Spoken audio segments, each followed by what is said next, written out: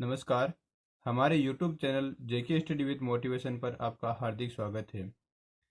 इस क्लास में हम अपवर्तन से जो प्रतिबिंब बन रहे हैं उनके बारे में अध्ययन करेंगे।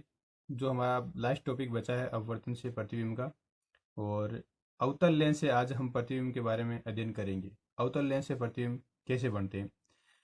जो पिछला वीडियो था हमारा, उसमें उत्तल लेंस से प्रतिबिंब के बारे में स्पष्ट जानकारी करी थी, और अब हमारा ये पार्ट 8 है, 8वां पार्ट है। इसमें हम अवतल लेंस से जो प्रतिबिंब बनने वाले हैं उनके बारे में जानकारी करेंगे। तो दोस्तों, अगर हमारे चैनल को अभी तक सब्सक्राइब नहीं किया है तो सब्सक्राइब ज़रूर कर लें, और जो भी आपके क्वेश्चन हो उन्हें कमेंट बॉक्स में कमेंट करके ज़रूर बताएं। आपको 100% उनके आंसर मिलेंगे। तो अब देखिए, हमारा टॉपिक चल रहा है अपवर्तन। तो अपवर्तन में अगर हम बात करें कि अवतल लेंस से प्रतिबिंब, अवतल लेंस से प्रतिबिंब देखिए कैसे बनते हैं अवतल लेंस से प्रतिबिंब। अगर हम ध्यान दें कि एक पहले हमें अवतल लेंस लेना होगा। कौन सा लेंस? अवतल लेंस। तो जो लेंस बीच में से पतला और किनारों से मोटा होता है उसे हम क्या कहते हैं? अवतल लेंस कहते हैं। तो ये हमारा एक अवतल लेंस है। कोई भी लेंस हो, इसका जो मुख्य मध्य बिंदु है उसे हम क्या कहते हैं? प्रकाशीय केंद्र, और उसे ओ से निरूपित करते हैं, प्रकाशीय केंद्र को।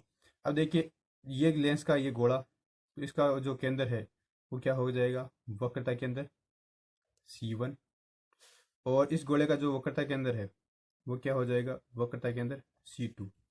प्रकाशीय केंद्र और वक्रता केंद्र के मध्य में जो बिंदु होता है जहाँ पर प्रतिबिंब बनता है वो कौन सा होता है? F1। तो इस साइड में कौन सा हो जाएगा? F2। अब आगे देखिए, अगर इन सभी बिंदुओं को हम मिलाएं, या वक्रता केंद्र C1 और C2 को अगर हम मिलाएं, तो हमें जो रेखा प्राप्त होती है उसे हम क्या कहते हैं? मुख्य अक्ष। क्या कहते हैं? मुख्य अक्ष। कोई भी अगर दर्पण हो या फिर लेंस की बात करें, अगर मुख्य अक्ष के समांतर कोई भी रेखा आपतित हो रही है, अर्थात कोई भी प्रकाश की किरण मुख्य अक्ष के समांतर अगर आपतित हो रही है, तो जो अपवर्तन या परावर्तन होगा उनके पश्चात जो प्रतिबिंब बनता है वो कहाँ पर बनता है, इसकी हम जानकारी करते हैं। पीछे करी थी कि अनंत से आपतित हो रही है तो प्रतिबिंब कहाँ पर बनता है? फोकस बिंदु पर बनता है। अब देखिए मेरे दोस्तों, अनंत अनंत से ये जो फोकस बिंदु है, इस फोकस बिंदु के जो लंबवत है ये क्या है? हमारा फोकस तल भी है, इसमें भी ये फोकस तल है। अब हम एक किरण को आपतित करती हुई जो घटना है उसके पर हम विचार करते हैं, और अवतल लेंस से प्रतिबिंब के बारे में हम अध्ययन करते हैं। अगर अवतल लेंस पर पहली कंडीशन देखी जाए कि अगर जो प्रकाश की किरण है वो कहाँ से आ रही है? अनंत से। अर्थात हमारा जो बिंब है वो कहाँ पर हो? अनंत पर। तो अगर बिंब अनंत पर है, कहाँ पर है? अनंत पर, तो प्रतिबिंब प्रतिबिंब कहाँ पर बनेगा इसके बारे में हम जानकारी करते हैं। तो देखिए, ये अनंत से एक प्रकाश की किरण आ रही है, तो प्रकाशीय केंद्र से यहाँ से हमारा क्या होने वाला है? अपवर्तन होने वाला है। और एक किरण ये जो अनंत से आ रही है, और दूसरी किरण अगर हम दर्शाएं तो ये भी कहाँ से आ रही है? अनंत से। अब देखिए दोस्तों, जो अवतल लेंस होता है उसे हम क्या कहते हैं? अपसारी लेंस। क्या कहते हैं? अपसारी लेंस। क्यों कहते हैं? क्योंकि ये किरणों को अपसारित करता है। क्या करता है? किरणों को अपसारित करता है। देखिए कि ये किरणें यहाँ से फैल जाएगी, ये किरण यहाँ से भी फैल जाएगी। अब देखिए, जब किरणें फैल जाती है तो क्रॉस तो ये करती नहीं है, तो प्रतिबिंब कहाँ बनेगा? तो वास्तविक प्रतिबिंब तो हमें प्राप्त नहीं होगा। तो इन किरणों को अगर हम पीछे बढ़ाएं, कहाँ पर? पीछे। तो पीछे की ओर बढ़ाने पर हमें जो फोकस बिंदु है यहाँ पर ये किरणें मिलती हुई प्रतीत होती है, आभास होता है कि ये किरणें यहाँ पर मिल रही है। ठीक है, तो ये किरणें मिल रही है, इनका आभास होता है, तो बनने वाला जो प्रतिबिंब है वो कैसा होगा? आभासी होगा। तो देखिए, ये किरणें तो आ कहाँ से रही है? अनंत से आ रही है। और जब लेंस पर आपतित होती है तो परावर्तन के पश्चात क्या हो जाती है? अपसारित हो जाती है, फैल जाती है। तो इनको पीछे की ओर बढ़ाने पर हमें काल्पनिक रूप से आभासी प्रतिबिंब प्राप्त होता है। तो अगर बिंब बिंब कहाँ पर है? अनंत पर। तो प्रतिबिंब हमें कहाँ प्राप्त होता है? तो प्रतिबिंब हमें प्राप्त होता है फोकस F1 पर। फोकस बिंदु है F1 पर, और होता कैसा है? आभासी। आभासी प्रतिबिंब कैसा होगा? सीधा होगा। कैसा होगा? सीधा। अब देखिए मेरे दोस्त, बड़ा होगा या छोटा होगा, कैसा होगा? तो क्या होगा? अत्यंत छोटा। कैसा होगा? अत्यंत छोटा होगा। तो ये तो हमारी पहली कंडीशन थी, इसमें रटने की कोई ज़रूरत नहीं है। बहुत ज़्यादा सिंपल क्वेश्चन है, जो हमारे आंसर बिल्कुल उससे भी ज़्यादा सिंपल है, जितना हम सोच भी नहीं सकते। अगर हम रटते हैं तो स्थितियाँ भूल जाते हैं। तो मेरे दोस्तों, रटना नहीं है। अगर आपको फिर भी एक समझ में नहीं आया है तो मुझे कमेंट करके ज़रूर बताइए, आपको आंसर और भी ज़्यादा आसान तरीके से मैं पढ़ाने की कोशिश करूँगा। मैंने यहाँ पर कोशिश करी है कि बिल्कुल लो लेवल से आपको पढ़ाया है। अब देखिए, आगे दूसरी कंडीशन की हम बात करें। यहाँ पर दो स्थितियों में हम प्रतिबिंबों को समझ जाएंगे पूरे। अब दूसरी कंडीशन कौन सी है? दूसरी कंडीशन है कि अगर बिंब बिंब कहाँ पर हो? अनंत और प्रकाशी केंद्र। अनंत और प्रकाशी केंद्र ओके मध्य। अगर बिंब अनंत और प्रकाशी केंद्र ओके मध्य में है तो प्रतिबिंब। तो प्रतिबिंब।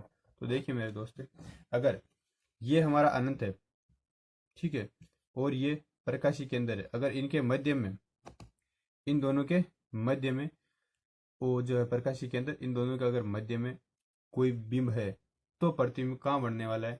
तो मेरे दोस्तों, ये प्रतिबिंब जो बनेगा, वो अगर किरणों को हम लाएं यहाँ पर तो दर्शाएंगे, तो वो प्रतिबिंब कहाँ पर बनने वाला है?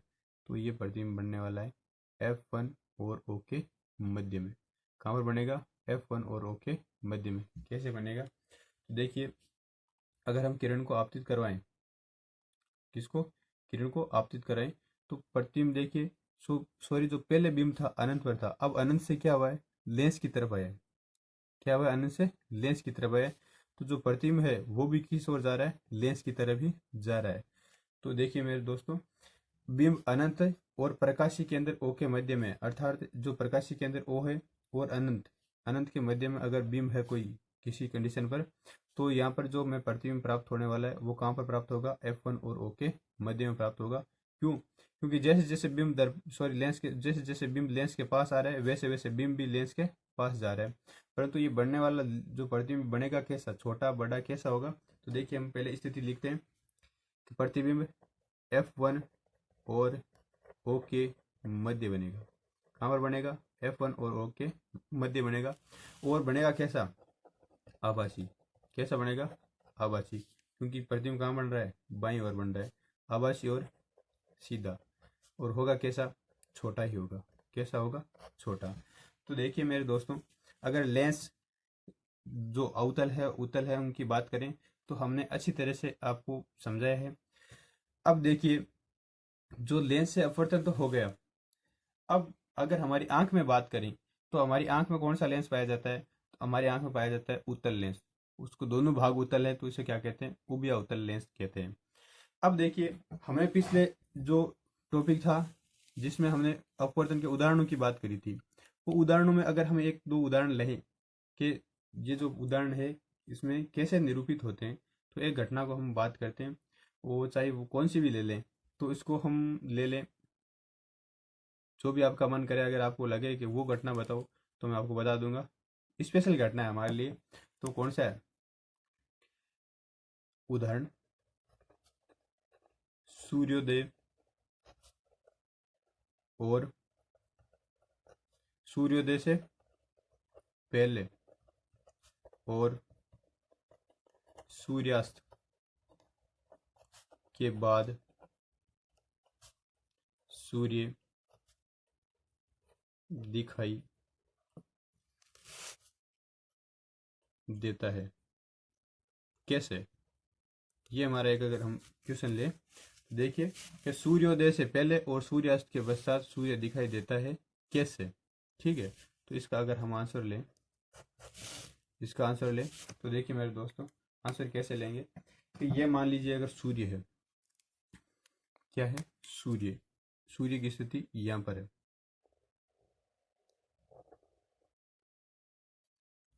और एक सूर्य की स्थिति यहाँ पर है। हाँ, सूर्य तो एक ही है, हम दो स्थितियों की बात करें इनकी।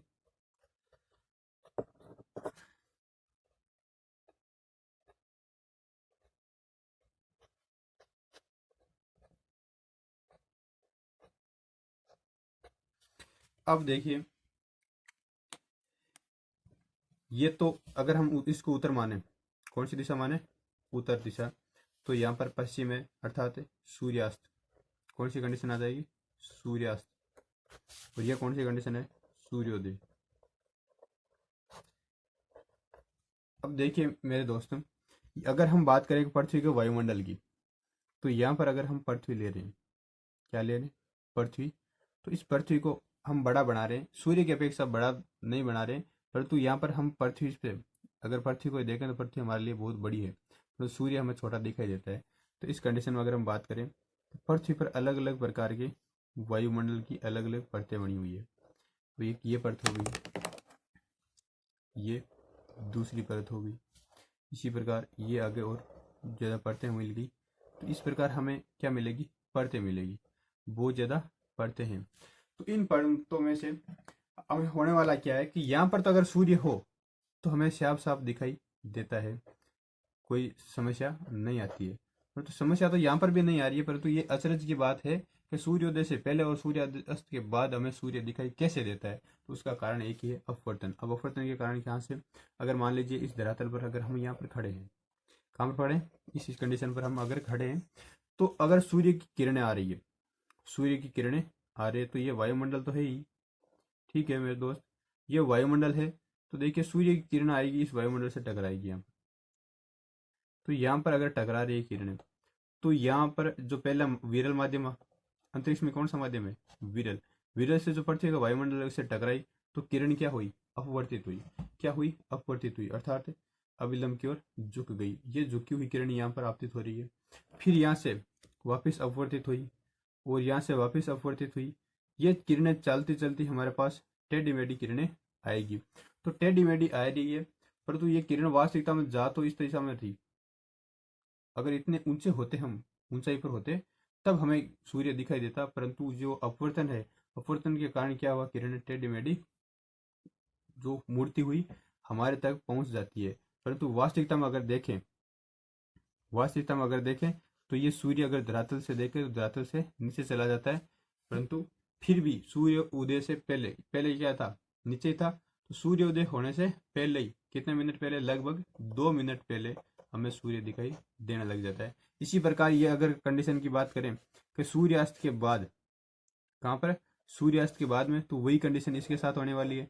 यहाँ पर किरणें क्या हो रही है, प्रकाश की किरणें अपवर्तित हो रही है, और अपवर्तन के कारण अगर हम इस कंडीशन पर कहीं खड़े हैं तो यहाँ पर भी हमें सूर्यास्त के बाद भी सूर्य दिखाई देता है।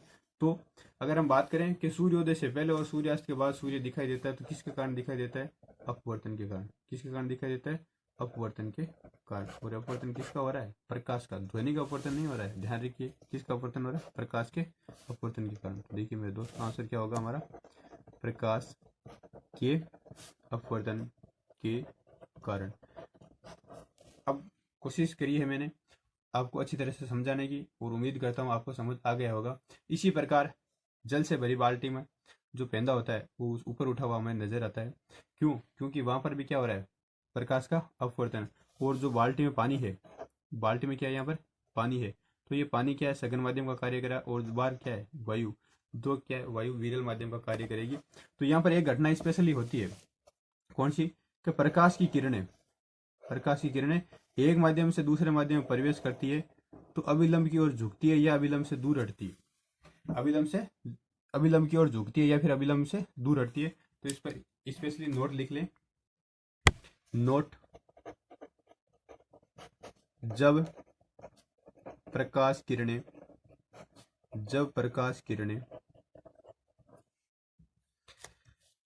जब प्रकाश किरणें सघन माध्यम से विरल माध्यम में प्रवेश करती है, तो वे अभिलंब से दूर हो जाती है।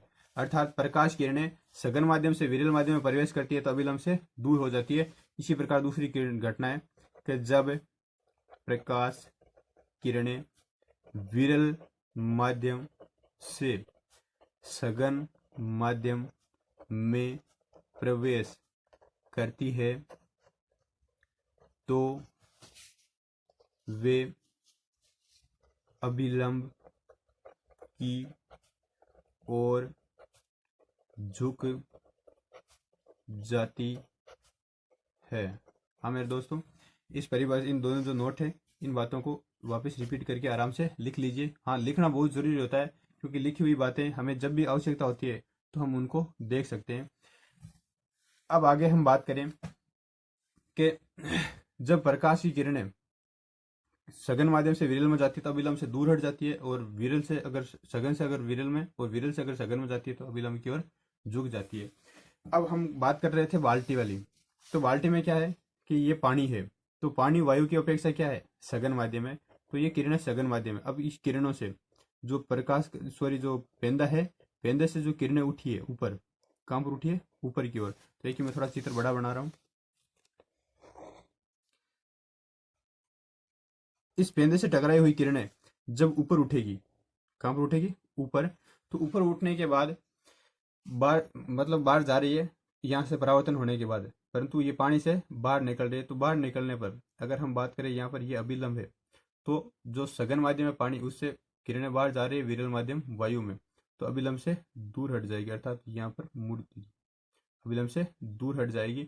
और ये पेंदा हमें ऐसा आभास होगा कि ये पेंदा क्या है, यहाँ पर इतना ऊपर उठा हुआ हमें नजर आता है। तो ये घटना भी किसके कारण हो रही है, अपवर्तन के कारण। अब देखिए दोस्तों, ऑप्टिकल फाइबर प्रकाश तंतु की अगर हम बात करें तो प्रकाश तंतु में जो संचार व्यवस्था है वो भी किसके माध्यम होती है, अपवर्तन के माध्यम। अपवर्तन कौन सा है, अपवर्तन की ये घटना है पूर्ण आंतरिक परावर्तन, उसके कारण होती है। कौन चीज के कारण, पूर्ण आंतरिक परावर्तन के कारण। देखिए दोस्तों, अपवर्तन की एक घटना है स्पेशली कौन सी, पूर्ण आंतरिक परावर्तन। अब देखिए पूर्ण आंतरिक परावर्तन होता क्या है। तो अभी हमने जो बाल्टी वाली बात करी है ना, यहाँ पर इसको हम ध्यान में देंगे कि अगर कोई कांच है, या फिर कोई जल की बात करें, किसकी बात कर रहे हैं, जल की, कोई एक माध्यम है। तो देखिए यहाँ पर अगर 2-3 कंडीशन हम बना रहे हैं। हाँ, यहाँ पर अगर जल भरा हुआ है तो इसमें से अगर प्रकाश की किरणें आपती तो हम प्रकाश की किरणों को बाहर निकाल रहे हैं, अर्थात इनसे अगर प्रकाश की किरण ये बाहर आ रही है इस कोण से, अभिलंब से ये जो कोण बना रही है इस कोण से ये जल से बाहर निकल रही है, तो ये प्रकाश किरणें जो होती है वो अभिलंब से दूर हट जाती है, क्योंकि ये माध्यम कौन सा है, सघन है, और बाहर कौन सा माध्यम है, विरल। इसी प्रकार अगर हम अगर एक टॉर्च लें यहाँ पर, इस टॉर्च को अगर थोड़ा और झुकाएं, अर्थात थोड़ा और तिरछा करें, तो देखिए कैसे तिरछा करें, ये हमारा अभिलंब हो गया। तो ये किरण ऐसी तिरछी थी, तो इस किरणों को थोड़ा सा और तिरछा किया, अर्थात ये कोण और बढ़ाया, तो ये और ज्यादा अभिलंब से दूर हट जाएगी। इसी प्रकार अगर हम तिरछा करें और ज्यादा, अर्थात जो नीचे का कोण अगर बढ़ाए हैं, कौन सा कोण, आपतन कोण अगर हम बढ़ाते जाएं, तो देखिए एक कंडीशन ऐसी आती है कि आपतन कोण का मान ज्यादा करने पर जो किरणें हैं वो अपवर्तित तो होती है, परंतु जो तल होता है उसके समांतर हो जाती है। अब देखिए एक कंडीशन और आती है, और वो कौन सी कंडीशन है कि जब आई का मान जो आपतित किरण है उनका मान अगर और ज्यादा बढ़ा दिया जाए, तो ये किरणें अपवर्तित न होकर क्या हो जाएगी, परावर्तित। कुछ भाग तो अपवर्तित होगा, परंतु ज्यादा भाग क्या हो जाएगा, परावर्तित, और उसी माध्यम वापस लौट आएगी। तो इस घटना को हम क्या कहते हैं, पूर्ण आंतरिक परावर्तन। क्या कहते हैं, पूर्ण आंतरिक परावर्तन। हाँ मेरे दोस्त, ये परावर्तन की घटना नहीं है, परावर्तन, ये घटना परावर्तन की नहीं है परंतु अपवर्तन की घटना है। और पढ़ते क्या है पर है, अपवर्तन में ही, और पूर्ण आंतरिक परावर्तन है। तो पूर्ण आंतरिक परावर्तन में जिस कोण से ये किरण वापस उसी माध्यम में लौट आई है उसे हम क्या कहते हैं, क्रांतिक कोण। क्या कहते हैं, क्रांतिक कोण। तो जो ऑप्टिकल फाइबर होता है, प्रकाश तंतु, उसमें जो संचार व्यवस्था होती है वो किस पर आधारित होती है, पूर्ण आंतरिक परावर्तन पर ही आधारित होती है। तो इस प्रकार जो हीरा होता है, हीरा होता पारदर्शी है, परंतु वो चमकीला क्यों होता है, उसमें की कटिंग इस कंडीशन से की जाती है कि उसमें ज्यादा से ज्यादा प्रकाश का पूर्ण आंतरिक परावर्तन हो। अर्थात एक बार अगर प्रकाश अंदर प्रवेश कर जाता है तो उसका इतना ज्यादा पूर्ण आंतरिक परावर्तन होता है कि वो बाहर निकलना उसके लिए मुश्किल होता है और अंदर ही अंदर प्रकाश परावर्तित होता रहता है, तो वो हीरा हमें बहुत ज्यादा चमकीला दिखाई देता है।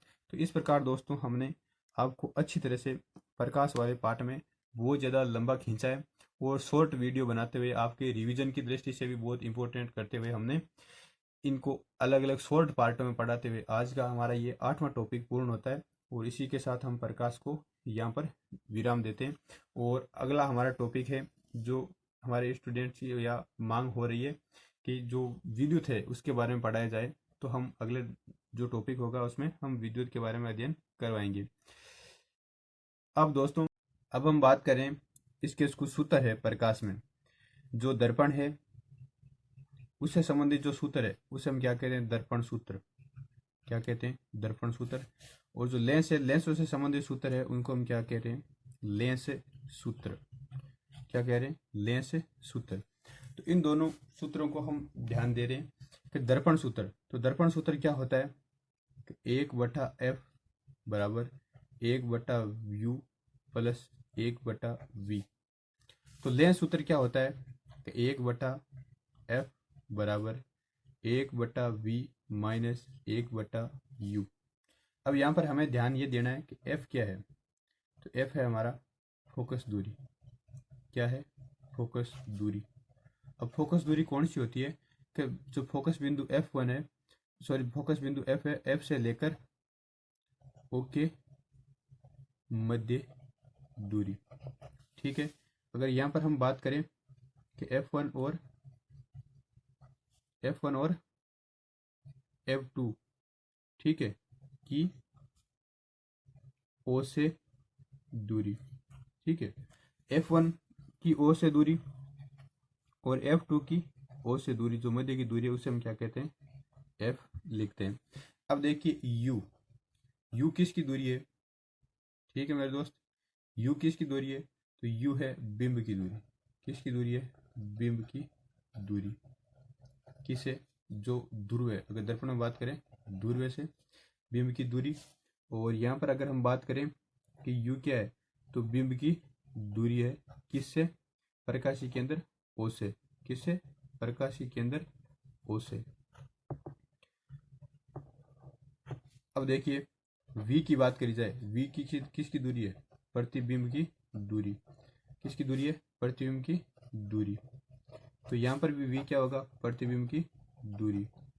तो देखिए ये सभी दूरियां हम ले रहे हैं, कहाँ से ले रहे हैं, वर्ग दूरवे। दर्पण में किसे ले रहे हैं, दूरवे। कोई अगर हम P लिखें या फिर अगर O लिखें तो दोनों से कोई भी हो। और अगर लेंस में बात करें तो यहाँ पर भी कहाँ से ले रहे हैं हम, प्रकाशीय के केंद्र से। सभी दूरियां जो नापी जाती है लेंस में किससे नापी जाती है, प्रकाशीय केंद्र से मापी जाती है। और दर्पण में मापी जाती है वो कौन से बिंदु से मापी जाती है, दूरवे से। तो ये तो हमारी बात थी कि लेंस सूत्र और दर्पण सूत्र। अब अगर हम बात करें कि दर्पण सूत्र में जो दर्पण सूत्र के अलावा दर्पण में जो दर्पण की क्षमता होती है, अर्थात किरणों को मोड़ने की, अभिसारित और अपसारित करने की जो क्षमता होती है वो क्या होती है, दर्पण की क्षमता। तो जो दर्पण की क्षमता होती है वो क्या है, तो उसे हम पहले बात करें दर्पण की क्षमता में, दर्पण की आवर्धनता। दर्पण की आवर्धनता, तो दर्पण की आवर्धनता। तो आवर्धनता का सूत्र क्या होगा, आवर्धनता m बराबर क्या होगा, m बराबर h dash upon h। h dash क्या है, प्रतिबिंब की ऊंचाई। h डैश क्या है, प्रतिबिंब की ऊंचाई, बटा h क्या है, बिंब की ऊंचाई। हाँ नोट कर लीजिए, h डैश क्या है, प्रतिबिंब की ऊंचाई, बटा h क्या है, बिंब की ऊंचाई। सेम यही सूत्र किस में आएगा, लेंस में भी। लेंस में भी समता का जो आवर्धनता है, लेंस की आवर्धनता का जो सूत्र है वो क्या होगा, h डैश अपॉन h। ये भी क्या होगा, प्रतिबिंब की ऊंचाई, और ये भी क्या होगा, h जो बिंब की ऊंचाई। अब एक सूत्र आता है लेंस की समता। क्या आता है, लेंस की समता। तो लेंस की समता का सूत्र P बराबर 1/f। लेंस की समता का सूत्र क्या है, P बराबर 1/f। f क्या होगी, फोकस दूरी। अर्थात अगर f की बात करें, अगर f मीटर में है तो इसका मात्रक P का मात्रक क्या हो जाएगा, डायोप्टर। क्या हो जाएगा, डायोप्टर। अब F तो फोकस दूरी है, हम जानते ही हैं। इसी प्रकार दोस्तों हमने पूर्णता के साथ इस पाठ को पढ़ा है। अगर आंख की बात की जाए तो आंखों में जो दृष्टि दोष होते हैं उनके निवारण में कौन से लेंस प्रयुक्त होते हैं उसको हम अगले वीडियो में आपको अच्छी तरह से और समझा देंगे। और इस प्रकार हमारा जो प्रकाश का टॉपिक है यहाँ पर हम करते हैं, इसको एंड करते हैं। धन्यवाद मेरे दोस्तों। और अगर हमारे चैनल को अभी तक सब्सक्राइब नहीं किया तो सब्सक्राइब जरूर कर लें, और सब्सक्राइब करने के साथ साथ इनको ज़्यादा से ज़्यादा शेयर भी करें। धन्यवाद मेरे दोस्त।